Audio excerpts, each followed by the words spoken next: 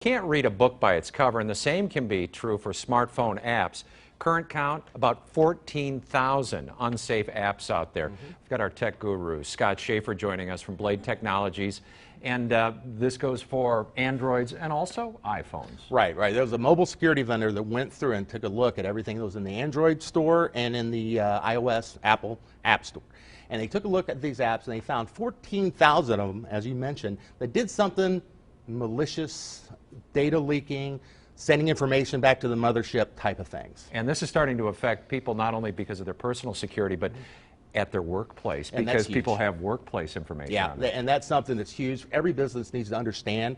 They need to have some sort of policy we call BYOD, bring your own device, right? Every company needs to have some sort of policy on how to control these devices, because if you think about it, if that device has corporate information on it and that device is lost and you can't remotely wipe it or something like that, you're in big trouble. You could be giving away confidential information, anything like that. So every company needs to look at that BYOD policy and get that in place right away. This is one of those things, 14,000 reasons why to do this. Yeah, you don't want companies to be afraid of this technology. They should embrace it because it can help the bottom line. Absolutely. But what are some of the things that they should look out for as far as these apps? How do they find out if it's a bad app? Right, well that's the thing. You know, you're looking about a third of them or so they expose personal information like your text messages and such.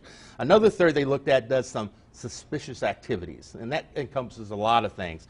Sending information, collecting it, and sending it up to somebody somewhere else, to a little hinky-looking website up there, where that data is actually very valuable, John. What they do is they take that data and they sell it for whatever reasons, and so on and so forth. So what you want to do is you want to make sure you get apps from respected vendors.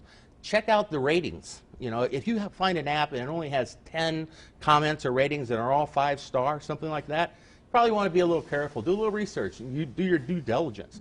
You also, especially for the business customers, really need to look at some sort of mobile security software packages. A lot of them out there. Find one that works for you and then get it out there on all those devices so you're protected from this kind of stuff.